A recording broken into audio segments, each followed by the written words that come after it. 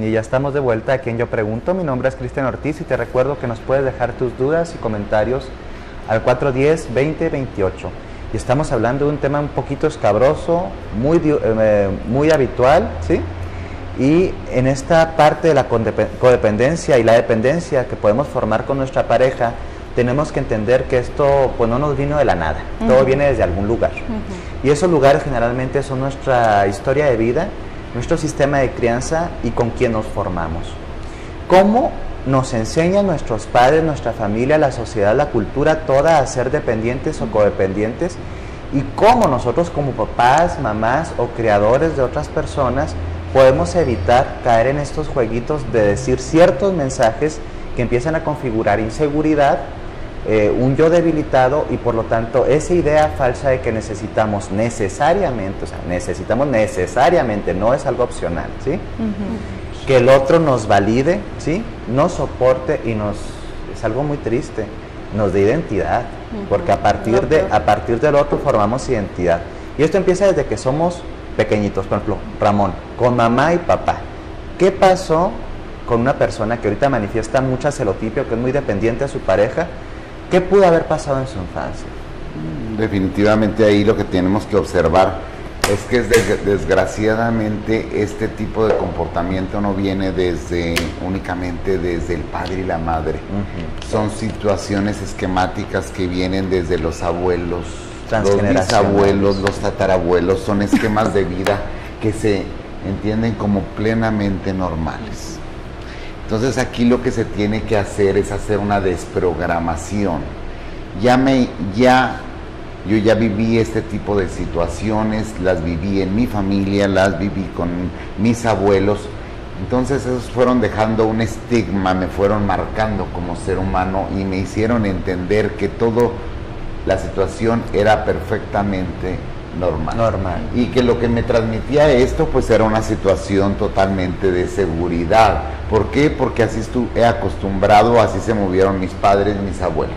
Entonces lo que hay que empezar a hacer esto se hace a través de una terapia de programación neurolingüística, que es desenredar la madeja. Vamos a volver a reprogramar ese cerebro para indicarle de qué manera tenemos que llevar esa seguridad, ese amor, esa conectividad con el ser humano, esa variedad, pero tenemos que hacer esa reprogramación.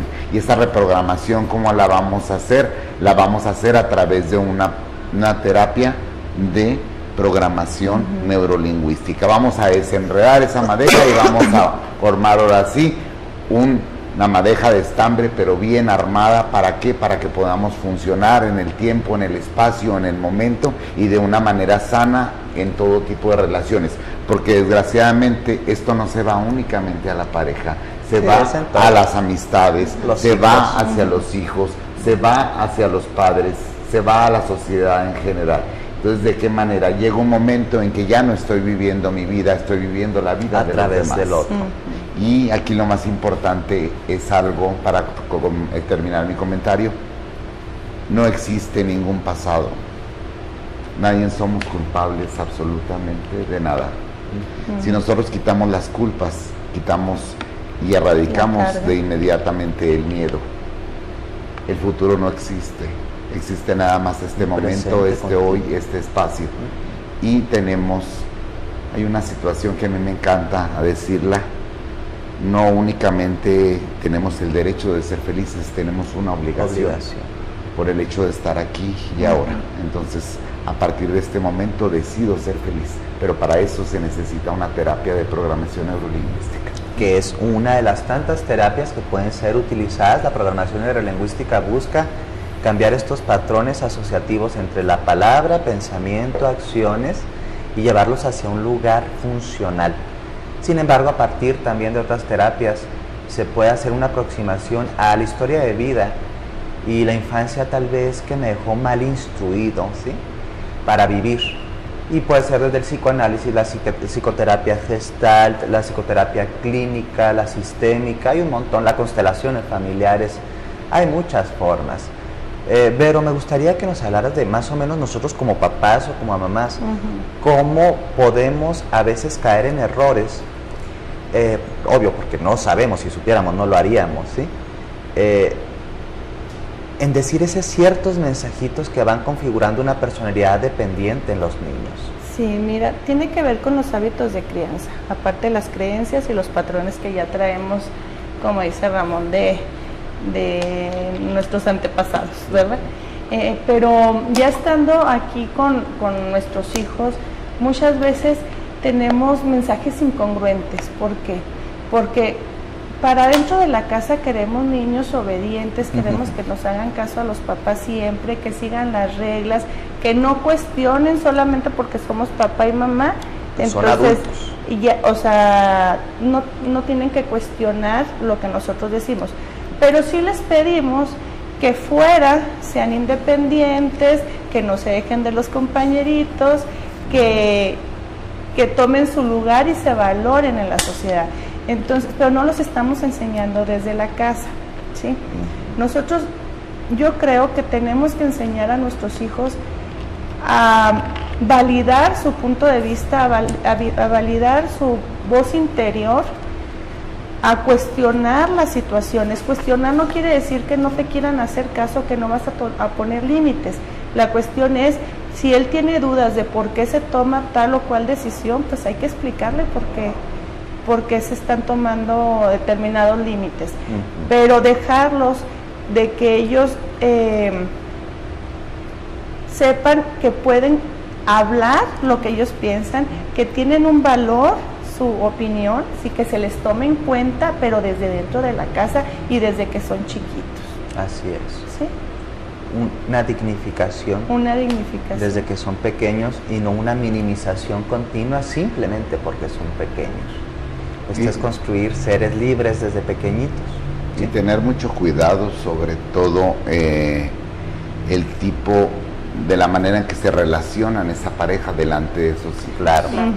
Hay situaciones que independientemente cualquiera de las parejas tenemos, hay situaciones que son problemáticas que se tienen que platicar, pero en determinado momento es muy necesario que esas criaturitas que todavía tienen una situación almática totalmente, son unas esponjitas, sí. Necesitamos que esas personitas estén totalmente fuera y saber que todas las malas acciones o las buenas acciones tomadas en este momento como pareja van a ser totalmente transmitidas energéticamente a esa criatura. Entonces nosotros vamos a decidir como seres humanos, como seres adultos, con ese amor adulto, qué tipo de hijos queremos construir para el mañana. Hay muchas implicaciones en que los niños observen la forma en que nos relacionamos nosotros como pareja o matrimonio. A nivel más simplón le podemos decir que es un aprendizaje observacional, ¿sí? Hay un aprendizaje a través, no de lo que me dice, sino de lo que yo veo. Entonces, ese es mi mundo y en mi mundo pasan estas cosas. Por lo tanto, cuando llega el adulto, si estas cosas suceden es porque es lo natural, es lo normal, es a lo que estoy acostumbrado. Así se relacionan las personas. Las experiencias van de los 0 años hasta los 5 o 6 años, a nivel emocional, son las más impactantes para los niños. Entonces, si a los niños les tocó ver los papás haciendo escenas de celos, jaloneándose, violentándose, es muy usual que se cree una impronta, sí, emocional, que normaliza los tratos violentos y destructivos. Y hablando de tratos violentos y destructivos, vamos a ir, no a un corte, sino a un pequeño video. Es un cuento medicinal de la doctora Clarissa Pinkola Estés, que habla acerca del amor y cómo lo andamos buscando, y el amor nos busca y nos cuenta de esos encuentros y desencuentros entre pareja. Este cuento medicinal se llama La Mujer Esqueleto y vamos a verlo. Ya volvemos aquí a Yo Pregunto.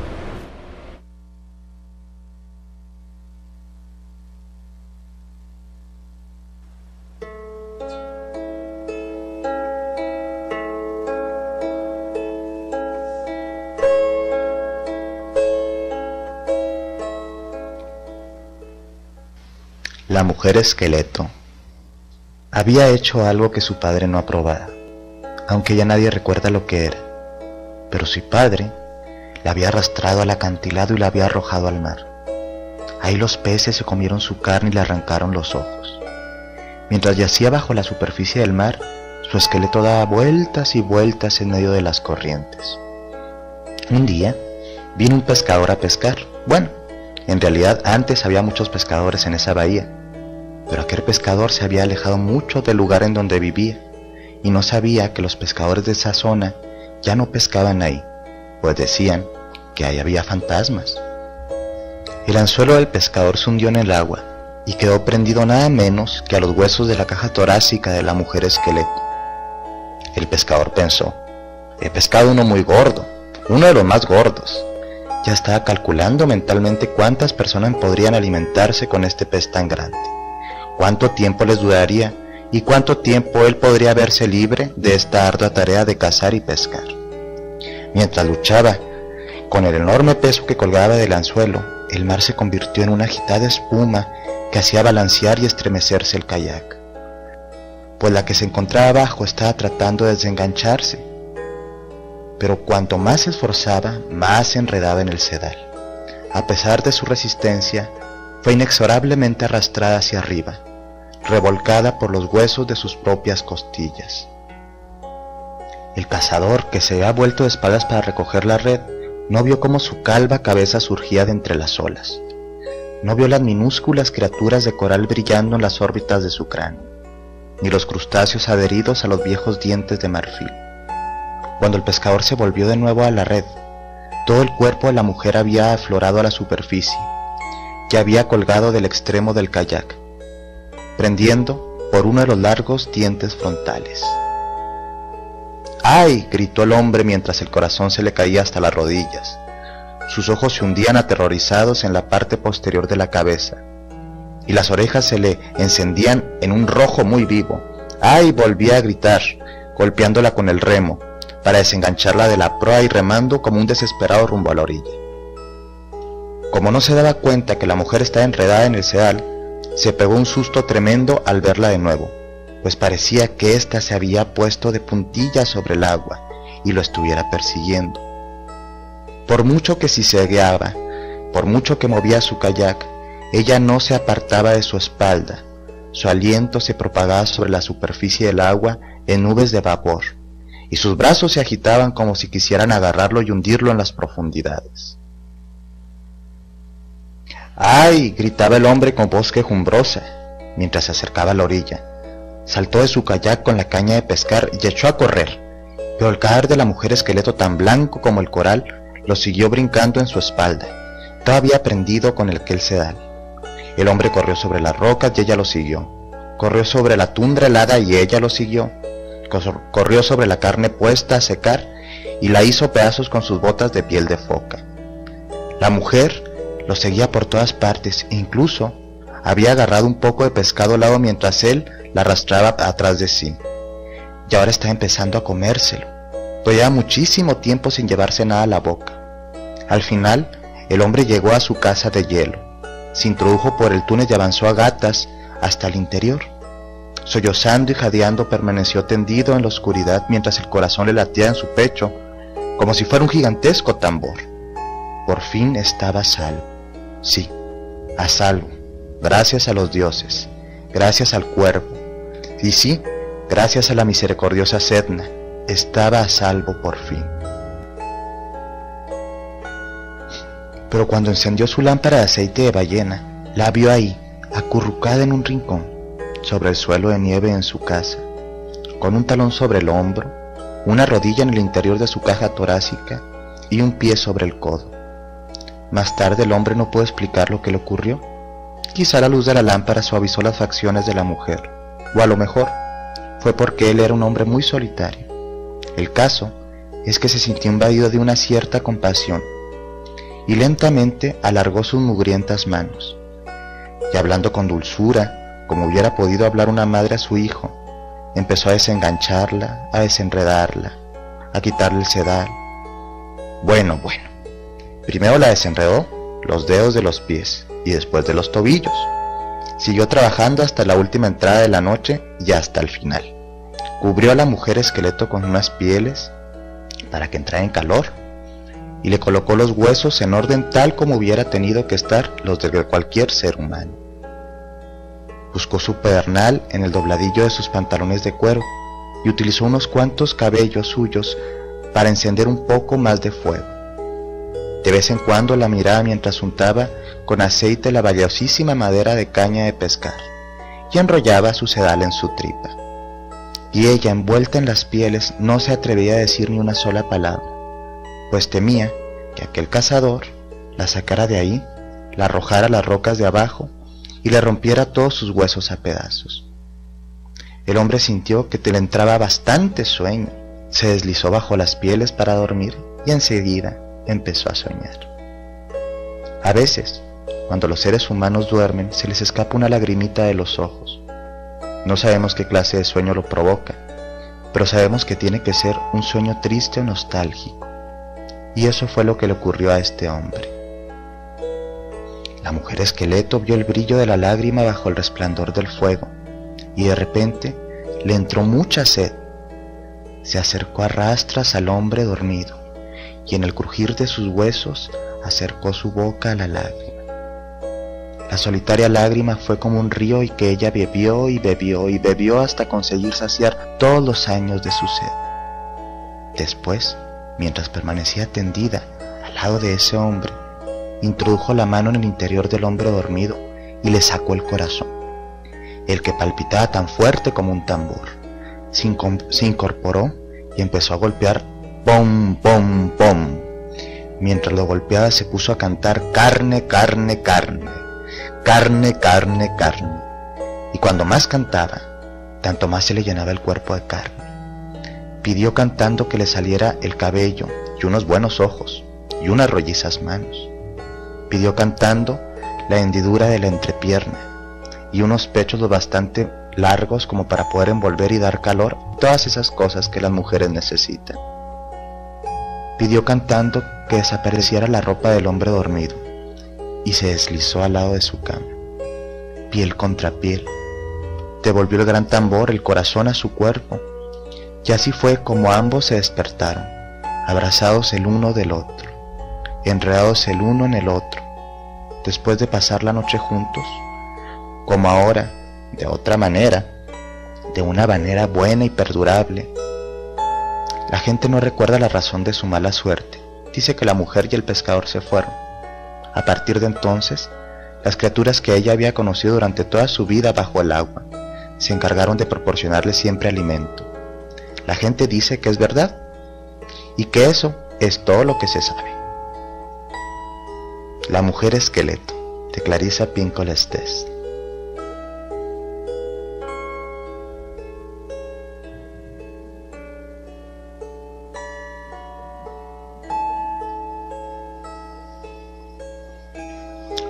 La incapacidad de enfrentarse con la mujer esqueleto, la muerte, y desenredarla es el origen del fracaso de muchas de las relaciones amorosas. Para amar no solamente hay que ser fuerte, hay que ser sabio. La verdadera relación la crean las muertes necesarias y esos sorprendentes nacimientos. Este cuento es una metáfora para el problema del amor moderno, el temor de la naturaleza, de la vida y de la muerte. Nos han enseñado que la muerte siempre va seguida por más muerte. Pero esto no es así. La muerte siempre está incubando nueva vida, aunque nuestra existencia haya quedado reducida a los huesos. Si creemos que la fuerza de la vida, muerte, vida no tiene ningún espacio más allá de la muerte, no es de extrañar que algunas personas teman contraer compromisos. Les aterra la simple posibilidad de soportar el final.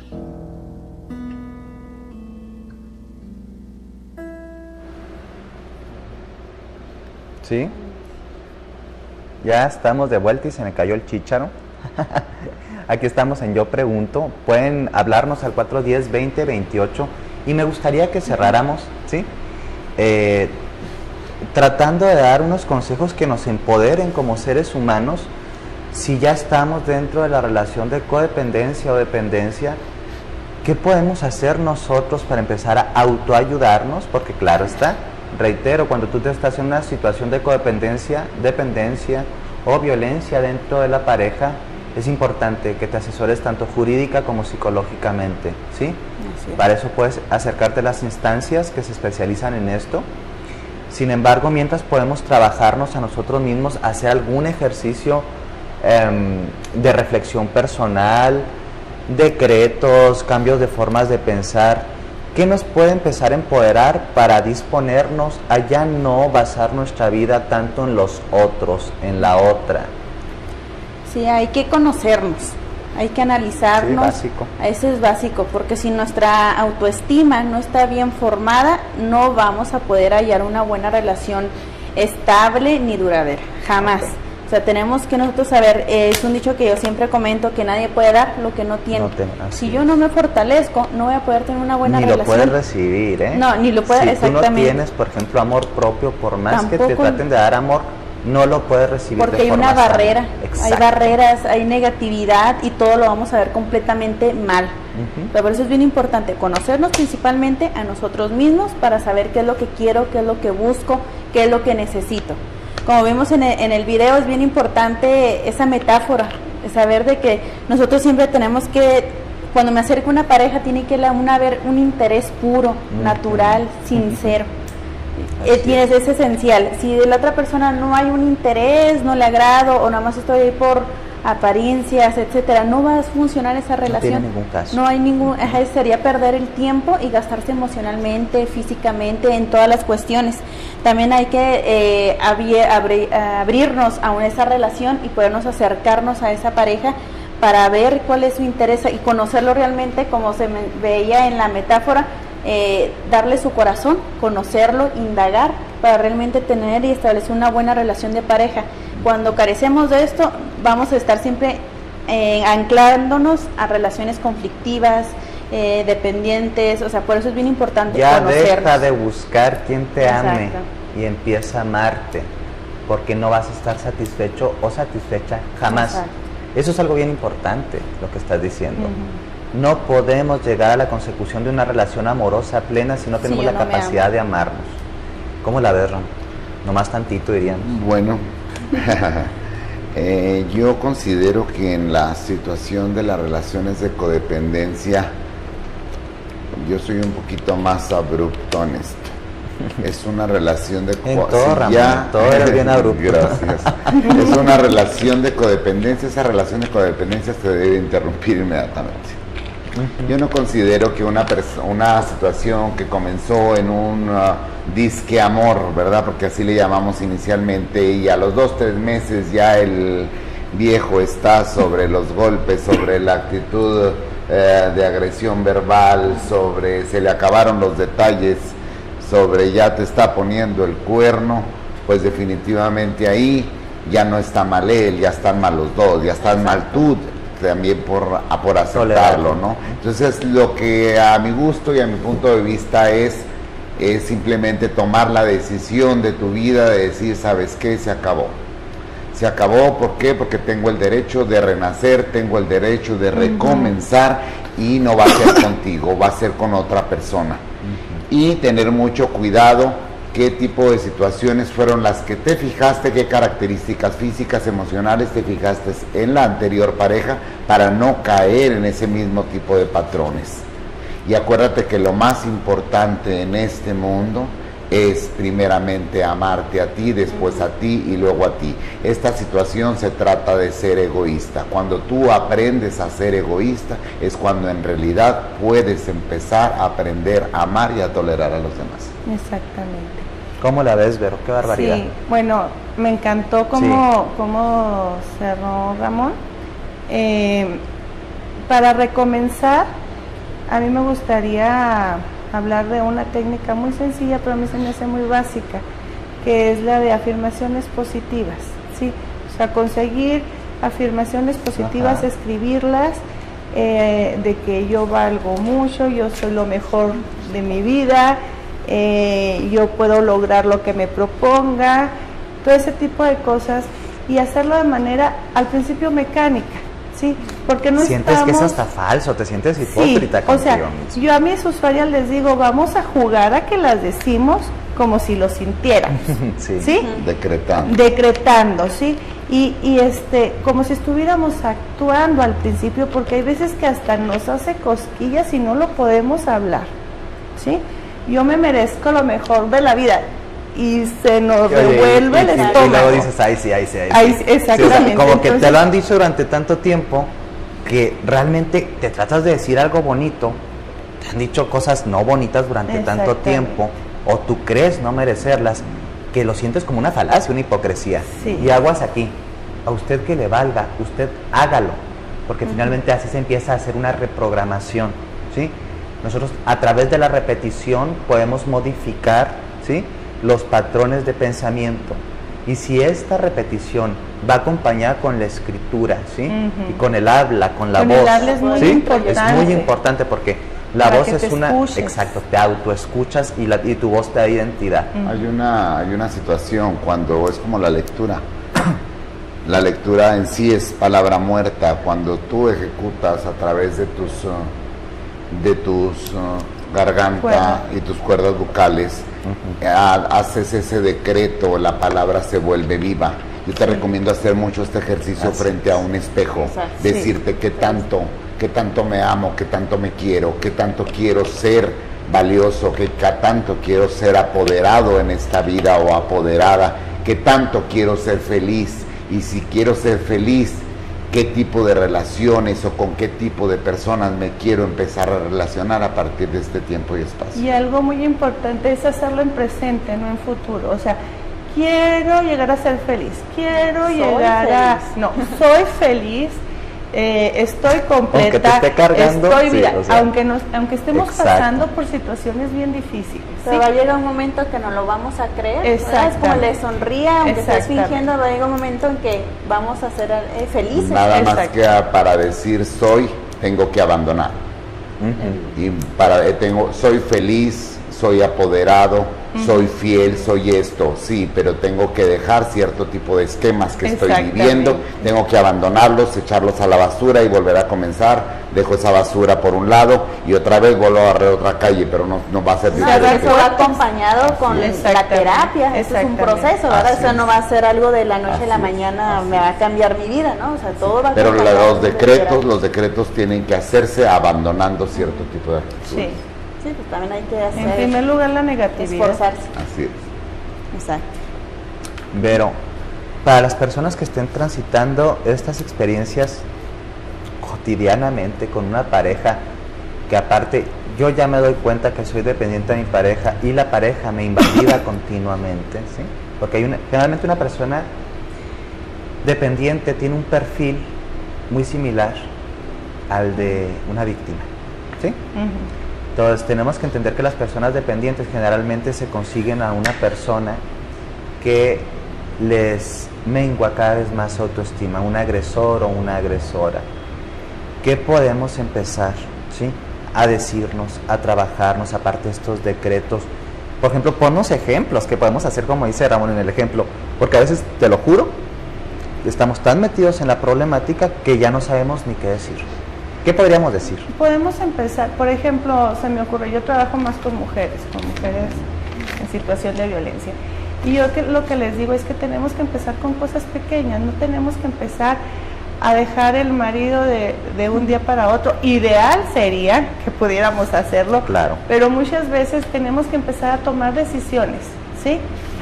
A lo mejor no podemos tomar la decisión de salirme de la casa o de divorciarme, pero puedo tomar la decisión de mi vida, ¿sí?, de mis necesidades, de descansar cuando necesito descansar, de salir a divertirme cuando necesito hacerlo, de satisfacer mis propias necesidades. De volver a atender. Exacto. Y esa es la forma más bonita de empezar a curarnos. Volver a atendernos, volver a cuidarnos, volver a preguntarnos qué quieres, qué te gusta, qué deseas. Ábrete a las nuevas ideas. Me gustaría que cerráramos. Muchas gracias por estar en este espacio, tiempo con nosotros. Les agradezco infinitamente sus comentarios y sobre todo sus enfoques tan diferentes y tan nutridos para ayudarnos a explorar estos temas que son complicados. Y hablando de abrirnos a nuevos enfoques, a nuevas ideas, a atrevernos a salir de lo conocido, me gustaría cerrar este programa con una frase de Albert Einstein. Fíjate nada más, la mente que se abre a una nueva idea jamás vuelve a su tamaño original. Que tengas una excelente tarde. Nos vemos aquí el próximo jueves Y recuerda, empezamos por nosotros mismos. No trates de dar amor, conseguir amor en el otro. Atiéndete, quiérete, ámate. Nos vemos. Bendiciones y luz.